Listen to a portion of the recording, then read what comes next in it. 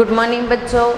Class BSc third year और BSc BEd second year के लिए इनऑर्गेनिक केमिस्ट्री का हमारा टॉपिक ऑर्गेनोमेटेलिक कंपाउंड चल रहा है, जिसके पार्ट नंबर 5 तक हमने कर लिया।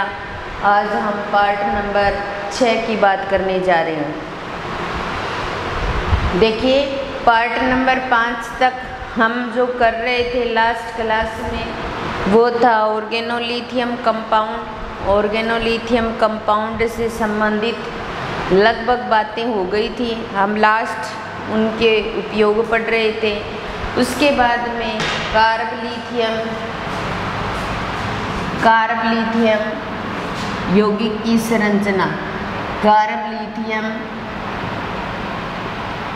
यौगिक की संरचना, ये टॉपिक रह गया था। इसके बाद जो उपयोग थे वो हमने कर लिए थे। इसकी जो संरचना होती है, मिथाइल लिथियम बोलो या RLI बोलो, इसकी जो स्ट्रक्चर होती है वो एक चतुष्फलक की फॉर्म में पाई जाती है। चतुष्फलक की फॉर्म का मतलब CH3Li, और इस प्रकार से आपस में 4 CH3 और Li आपस में जुड़े रहते हैं। इनकी जो चारों Li एटम होते हैं वो परस्पर टेट्राहेड्रल फॉर्म में पाए जाते हैं। किस फॉर्म में पाए जाते हैं? टेट्राहेड्रल फॉर्म में।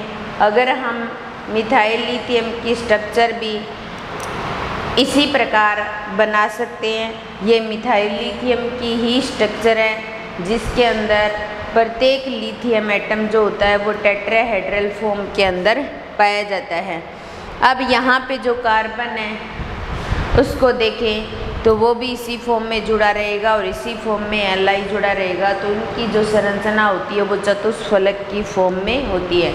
तो ये जो कार्बलिथियम यौगिक हमने स्टार्ट किया था वो हमारा कंप्लीट हो गया। ये ऑर्गेनोलिथियम जो कंपाउंड था वो हमारा पूरा हो गया। इस चैप्टर का एक कंपाउंड हमने कंप्लीट कर लिया। उसके बाद में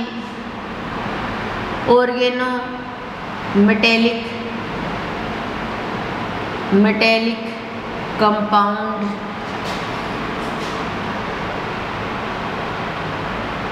ऑफ मरकरी Hg, या फिर बोला जा सकता है कि मरकरी के ऑर्गेनोमेटेलिक कंपाउंड। अब देखिए, हमने दूसरा ऑर्गेनोमेटेलिक कंपाउंड स्टार्ट किया है जो मरकरी से संबंधित है। मरकरी के कार्ब धात्विक यौगिक।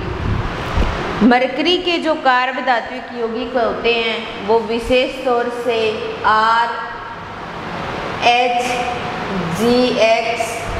या R2Hg इस फॉर्म में पाए जाते हैं। मरकरी के जो कार्ब धात्विक यौगिक होंगे वो ज़्यादातर इन्हीं 2 फॉर्म में पाए जाएंगे। इसको बोलेंगे एल्किल मरकरी हैलाइड, और इसको बोला जाएगा डाई एल्काइल मरकरी। क्योंकि जब नामकरण पढ़ा था हमने तो इसी तरीके से इनका नामकरण किया था। तो ये जो ऑर्गेनोमेटेलिक कंपाउंड है Hg के, वो RHGX की फॉर्म में या R2Hg की फॉर्म में ही पाए जाते हैं, ज़्यादातर इसी प्रकार से मिलते हैं हमें। फिर इनका सिंथेसिस करना है। सिंथेसिस करने का मतलब ये हो गया कि इन्हें हम किस प्रकार बना सकते हैं, उस पर चर्चा करते हैं। और फर्स्ट मेथड इनके बनाने का तो ऑर्गेनोमेटेलिक कंपाउंड जो ऑर्गेनोमेटेलिक कंपाउंड ऑफ Hg है उसको हम गिरन्यार्क अभिकर्मक की तरह बना सकते हैं, और हम गिरन्यार्क अभिकर्मक का यूज करके भी बना सकते हैं। तो हम इसके लिए क्या करते हैं, गिरन्यार्क अभिकर्मक काम में लेते हैं। तो सबसे पहले हम इन्हें किस से बना सकते हैं? गिरन्यार्क अभिकर्मक से बना सकते हैं। गिरन्यार्क अभिकर्मक से बना सकते हैं। तो सबसे पहले गिरन्यार अभिकर्मक काम में लेंगे। तो गिरन्यार अभिकर्मक RMGX ये इसको गिरन्यार अभिकर्मक बोला जाता है। गिरन्यार अभिकर्मक के साथ HgCl2 जिसको बोलेंगे मरकरी हैलाइड, इसकी रिएक्शन करवाएंगे और इसकी प्रेजेंस में THF की प्रेजेंस में टेट्राहाइड्रोफ्यूरिन की प्रेजेंस में करवाएंगे। तो हमें RHGX प्राप्त होगा। एक MgCl2 और HgX2 बाहर निकल जाएगा, यानी एक तो MgCl2 बाहर निकल जाएगा और एक MgCl2 और HgX2 बाहर निकल जाएगा।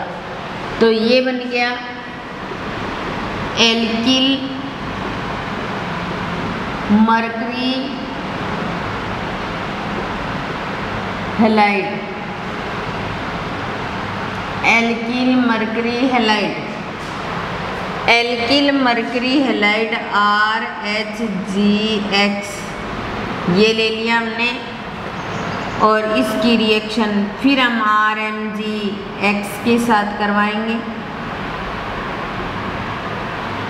क्योंकि हमारे पास जो मरकरी के कंपाउंड है वो इन दो फॉर्म में ही पाई जा सकते हैं। RHGX वो हमने बना लिया और एक R2HG की फॉर्म में पाई जा सकते हैं। तो ये R2HG बना लेगा और Mg जो है वो MgX2 के रूप में बाहर निकल जाएगा और इसको बोला जाएगा dialkyl mercury, dialkyl mercury. तो इस प्रकार से हमने गिरन्यार अभिकर्मक से दोनों ही प्रकार के जो मरकरी के ऑर्गेनोमेटेलिक कंपाउंड है उनको प्राप्त कर लिया, क्योंकि मरकरी के हम ये दो ही कंपाउंड प्राप्त कर सकते हैं जिनको हमने गिरन्यार अभिकर्मक से प्राप्त किया। उसके बाद में सेकंड मेथड आता है एल्केनो से।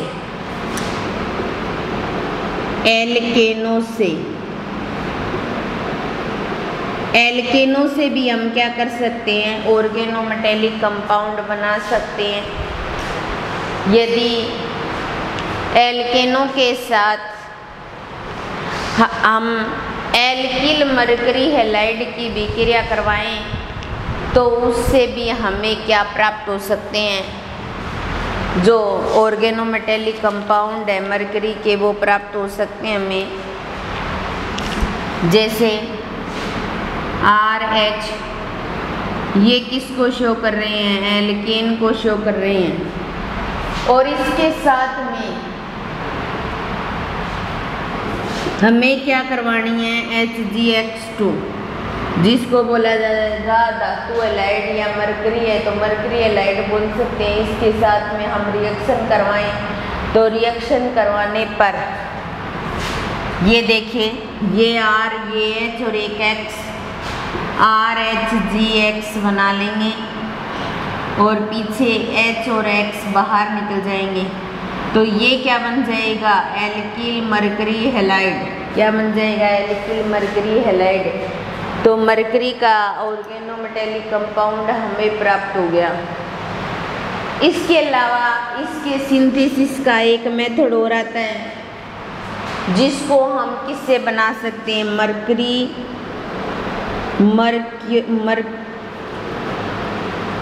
मर्क्यूरिक एसीटेट से।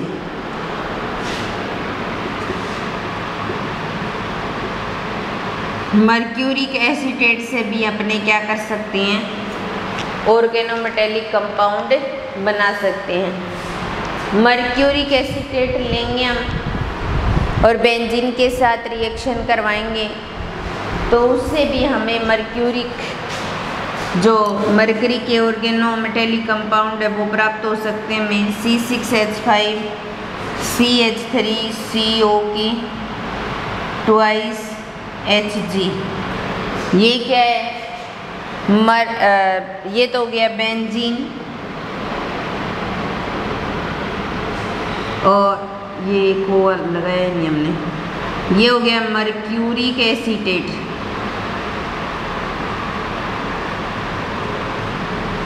अब देखिए एक एच यहाँ से निकलेगा, इसके साथ रिएक्शन करेगा तो एक CH3COH तो बाहर निकल जाएगा, लेकिन पीछे क्या बचा है C6H5, फिर Hg, फिर O, COCH3,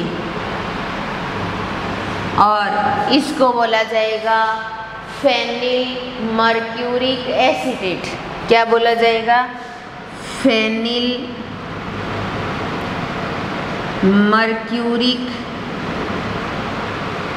एसीटेट। तो इस तरीके से हम क्या कर सकते हैं, मरकरी के ऑर्गेनोमेटेलिक कंपाउंड या ऑर्गेनोमरकरी कंपाउंड हम बना सकते हैं। अब देखिए यहाँ पर गिरनार अभिकर्मक की हमने धातु एलाइड या मरकरी एलाइड के साथ रिएक्शन करवाई तो एल्किल मरकरी एलाइड प्राप्त हो गया। जो बना हुआ मरकरी एलाइड वापस लिया, गिरनार अभिकर्मक के साथ रिएक्शन कराई, डाई एल्किल मरकरी प्राप्त हो गया।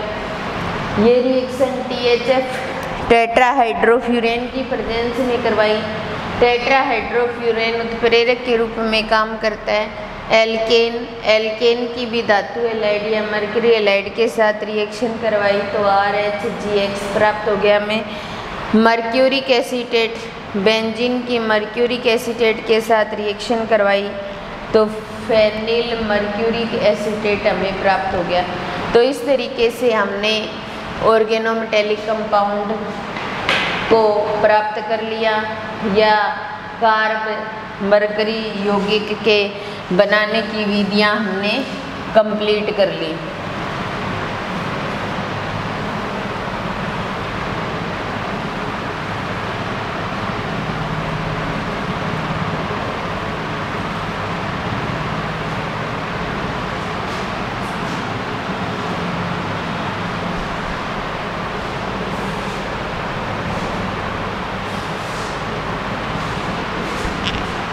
उसके बाद में इनकी प्रॉपर्टी की बात करते हैं अपने।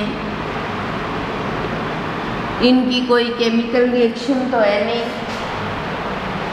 बस सिंपल प्रॉपर्टीज हैं इनके अंदर। तो प्रॉपर्टी की बात करें, सबसे पहले हम इनकी प्रॉपर्टी की बात करें तो जो मरकरी या कार्ब मरकरी कंपाउंड है या मरकरी के कार्ब धात्विक यौगिक है, इनके अंदर जो बॉन्डिंग होती है वो सहसंयोजक टाइप की होती है। सहसंयोजक बंध इनके अंदर पाया जाता है, इसलिए ये वाष्पशील द्रव होंगे और कम गलनांक वाले होंगे। तो पहली प्रॉपर्टी क्या हो जाएगी?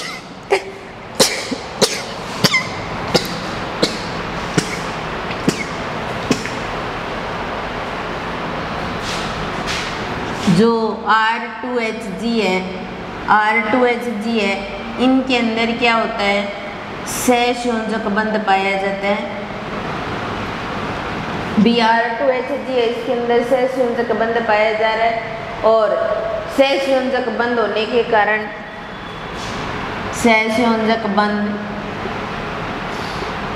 के कारण ये वाष्पशील होते हैं और कम गलनांक वाले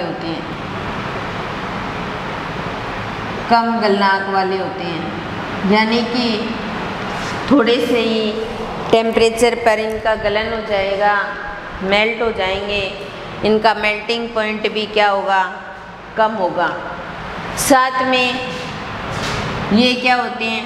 ठोस होते हैं, सॉलिड फॉर्म में पाए जाते हैं और अत्यधिक विषैले भी होते हैं। क्या होते हैं? अत्यधिक विषैली प्रवृत्ति के होते हैं। ये अत्यधिक विषैले प्रवृत्ति के होते हैं। सहसंयोजक बंध होने के कारण ये एक तो वाष्पशील होते हैं, कम गलनांक वाले होते हैं, इनका मेल्टिंग पॉइंट कम ही होता है, सॉलिड फॉर्म में पाए जाते हैं। और एक इनका इनकी प्रवृत्ति कैसी होती है, विषैली होती है। इसके अलावा जो RHGX है, यानी कि इसका दूसरा जो कंपाउंड है RHGX जो है, ये भी क्या होते हैं, ठोस की फॉर्म में पाए जाते हैं, ठोस की फॉर्म में पाए जाते हैं और अत्यधिक विषैले होते हैं। दोनों ही प्रकार के जो कार्ब धात्विक यौगिक हैं वो अत्यधिक विषैले टाइप के होते हैं, यानी कि इनसे थोड़ी दूरी बनाकर रखने में फ़ायदा होता है, वरना ये नुकसान भी पहुंचा सकते हैं।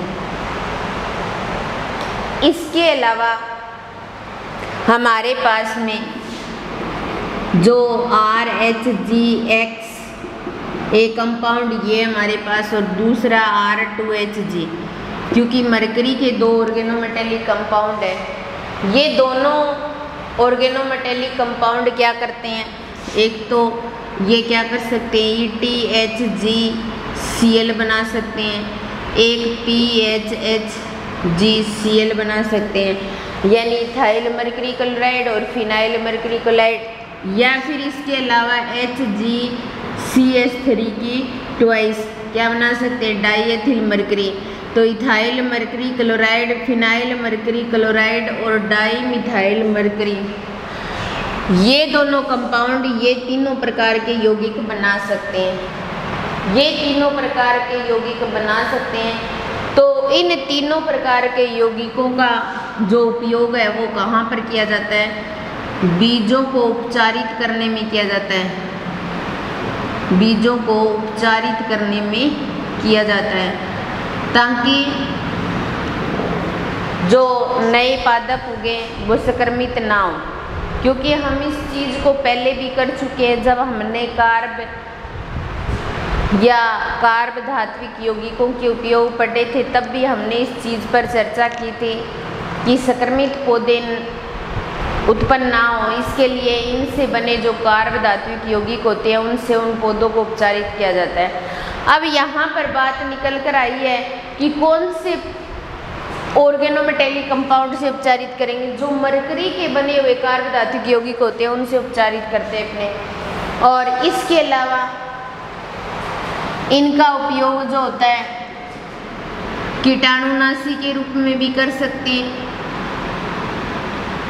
या फंगस नाशी के रूप में भी उपयोग कर सकते हैं। कोई भी कीटाणु है उसको मारने के लिए, या कहीं भी कोई फंगस लगी हुई है तो उसको हटाने के लिए भी इनका उपयोग किया जा सकता है। इसके अलावा जो मरकरी के कार्ब धात्विक यौगिक हैं उनमें कुछ मरकरी के लवण होते हैं, या उन लवणों का उपयोग, मर्क्यूरिक लवणों का उपयोग कहाँ करते हैं हम, एल्काइनों के जलयोजन में करते हैं। एल्काइनों के जलयोजन में करते हैं। आपने एल्काइन पढ़ा होगा, जब एल्काइन की अपने ऐसे करते हैं ना, CH3 ट्रिपल बॉन्ड CH और H2O, इसके साथ रिएक्शन करते हैं तो यहाँ पर Hg+2 और HgSO4 को काम में लेकर के जलयोजन करवाते हैं एल्काइनों का। तो इसका मतलब मर्क्यूरिक लवणों का उपयोग कहाँ करते हैं हम, एल्काइनों के जलयोजन में भी करते हैं। तो ये भी एक कार्ब मरकरी यौगिक का एग्जाम्पल हो गया। इसके अलावा एल्किल मरकरी का यूज बर्ग फर्स्ट और सेकंड की जितनी भी धातुएं होती हैं उनके साथ रिएक्शन करने में भी कर सकते हैं। तो इसके अलावा मरकरी यौगिकों का उपयोग बर्ग फर्स्ट और सेकंड की धातुओं के अंदर भी कर सकते हैं।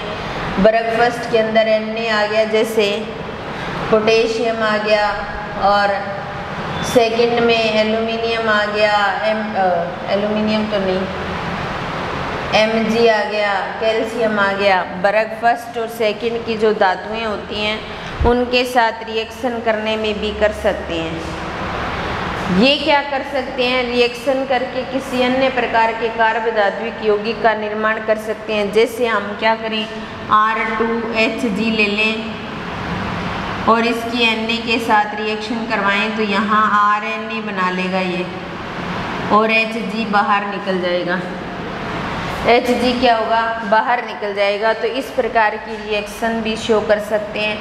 तो ये थी ऑर्गेनोमेटेलिक कंपाउंड जिनके अंदर हमने मरकरी की शुरुआत की। तो मरकरी के कुछ प्रॉपर्टी, इसके बाद ये मरकरी वाला कार्ब धातु यौगिक पूरा हो गया। सहसंयोजक बंध बनने के कारण ये वाष्पशील भी होते हैं, कम गलनांक वाले भी होते हैं, ठोस भी होते हैं और अत्यधिक विषैले भी होते हैं। इसके अलावा दूसरा कंपाउंड है वो भी ठोस और अत्यधिक विषैला होता है। ये दोनों प्रकार के compound ethyl mercury chloride, phenyl mercury chloride, dimethyl mercury बना सकते हैं, जिससे बीजों को चारित कर देते हैं, जिससे कोई भी स्कर्मित पौधा उत्पन्न नहीं होता।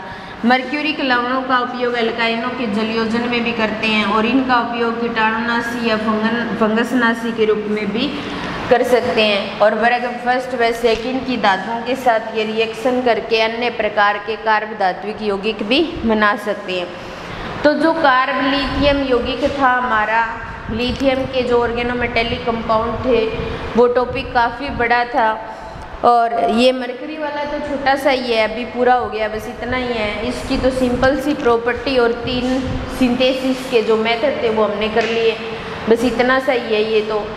और उसके बाद में नेक्स्ट हम शुरू करेंगे टाइटेनियम, वो बिल्कुल ही छोटा सा है, इतना ही वो है। तो आज की क्लास में तो ये 2-3 ऑर्गेनोमेटेलिक कंपाउंड पर चर्चा हो गई अपनी।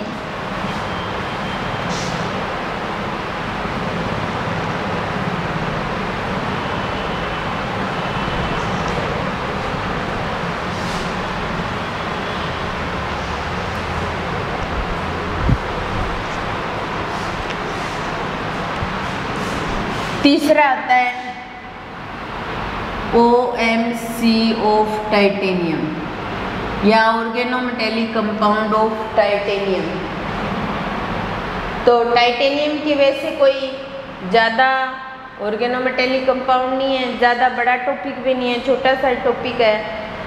तो और जो टाइटेनियम की हम बात करें और ऑर्गेनोमेटेलिक कंपाउंड ऑफ टाइटेनियम की बात करें, तो टाइटेनियम के जब ऑर्गेनोमेटेलिक कंपाउंड की हम बात करते हैं तो टाइटेनियम का जो ऑर्गेनोमेटेलिक कंपाउंड है, सबसे इम्पोर्टेंट जो कंपाउंड है वो है जिगलर नाटा उत्प्रेरक। हम बहुत बार उसका यूज भी करते हैं, करते आ रहे हैं, करेंगे भी। ऑर्गेनिक केमिस्ट्री में पॉलीमर वाले चैप्टर के अंदर हम उसका यूज भी करते हैं। उपसहसंयोजक पॉलीमराइजेशन करते हैं, वहाँ पर हमने उसका यूज भी किया है। तो सबसे बढ़िया जो इसका जिगलर नाटा उत्प्रेरक, तो सबसे बढ़िया ऑर्गेनोमेटेलिक कंपाउंड जो है टाइटेनियम का वो है जिगलर नाटा उत्प्रेरक, जो किससे बनता है, C2H5 की थ्राइज Al और प्लस TiCl4, इन दोनों का जो मिश्रण होता है उसको जिगलर नाटा उत्प्रेरक कहा जाता है। क्योंकि जिगलर और नाटा उत्प्रेरक इसलिए नाम दिया कि इन दोनों को जब मिलाया तो जिगलर और नाटा जो वैज्ञानिक थे उन्होंने अपने नाम पर एक उत्प्रेरक का नाम रख दिया जिगलर नाटा उत्प्रेरक। क्योंकि हम क्या करते हैं, इनका जो यूज करते हैं उत्प्रेरक की जगह, तब इसका नाम रख दिया जिगलर नाटा उत्प्रेरक। तो हम सबसे बढ़िया जो इसका जो ऑर्गेनोमेटेलिक कंपाउंड है वो जिगलर नाटा उत्प्रेरक है, जो किससे बनता है, ट्राई एथिल एल्यूमिनियम बोल सकते हैं इसको, ट्राई एथिल एल्यूमिनियम और टाइटेनियम क्लोराइड।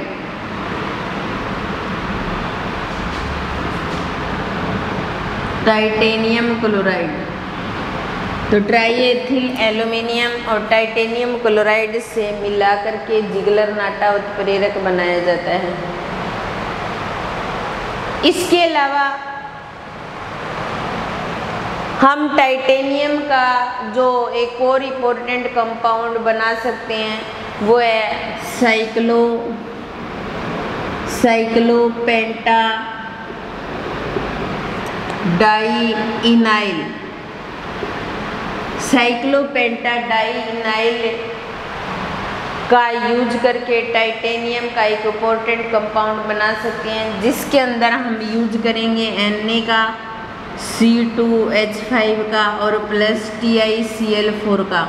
तो इससे ये भी एक इम्पोर्टेंट टाइटेनियम क्लोराइड का ऑर्गेनोमेटेलिक कंपाउंड बन जाएगा।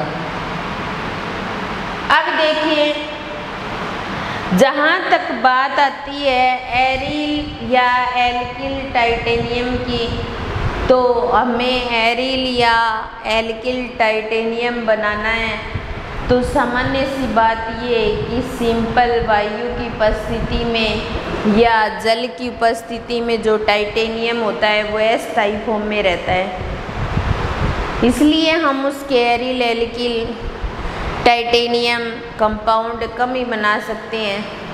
फिर भी हम कुछ कंपाउंड बना सकते हैं टाइटेनियम के, जो इस प्रकार हैं, जो टाइटेनियम की रिएक्शन से ही बनते हैं। हमारे पास TiCl4 है और प्लस हमारे पास यहाँ CH3AlCl2 है, एल्यूमिनियम AlCl2, इसको 2Cl ऐसे कर देते हैं।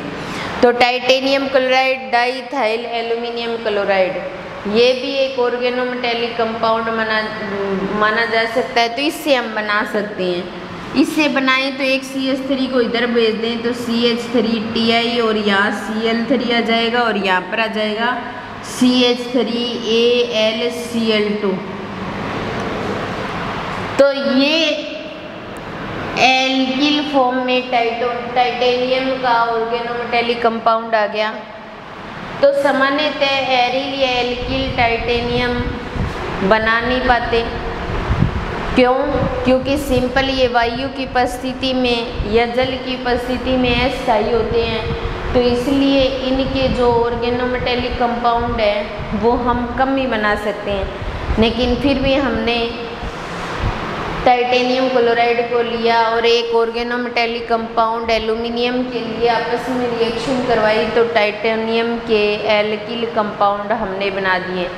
इसके अलावा लिथियम से भी बना सकते हैं अपने, TiCl4 ले लिया और एक ले लिया CH3Li, ये टाइटेनियम क्लोराइड और ये क्या हो गया ऑर्गेनोलिथियम कंपाउंड। इससे रिएक्शन करवाएंगे तो इससे बना सकते हैं हम CH3 4Ti और प्लस LiCl। तो ये भी क्या बन गया टेट्रा मिथाइल टाइटेनियम। तो ये दो एक रिएक्शन है जिनके द्वारा हम कोई भी एरिल या एल्किल कंपाउंड हम बना सकते हैं, ठीक है। इसमें हमने बनाया, चौथी बात ये है कि इसमें हमने मिथाइल टाइटेनियम क्लोराइड बनाया। ये जो CH3TiCl3 है, ये क्या करता है 10 डिग्री सेंटीग्रेड टेम्परेचर तक ही स्थायी रहता है, मतलब उससे नीचे ही स्थायी रहता है, उससे ऊपर टेम्परेचर होने पर ये अस्थायी हो जाता है। ये हमने बनाया तो ये लगभग 20 डिग्री सेंटीग्रेड टेम्परेचर से कम ताप पर ही स्थायी रह सकता है, उसके बाद में अस्थायी हो जाता है। तो बनाने का फ़ायदा क्या, क्योंकि ज़्यादा टेम्परेचर पर तो हम इनको यूज ही नहीं कर सकते, ज़्यादा टेम्परेचर पर तो इनका यूज ही नहीं कर सकते। या इसके अलावा अपने क्या करें, कोई भी एल्किल टाइटेनियम बना लेते हैं, तो एल्किल टाइटेनियम अगर बना भी लें तो वो एल्किल टाइटेनियम क्या करेगा, बहुलीकरण की प्रक्रिया करने लग जाएगा, क्योंकि पॉलीमराइजेशन की रिएक्शन में उत्प्रेरक के रूप में टाइटेनियम को यूज किया जाता है। तो बहुलीकरण करेगा तो एल्किल ग्रुपों को जोड़ करके और बहुलीकरण की प्रक्रिया को संपन्न कर देगा। और इसके अलावा C10H10Ti C10H10 Ti की ट्वाइस। इस प्रकार का ये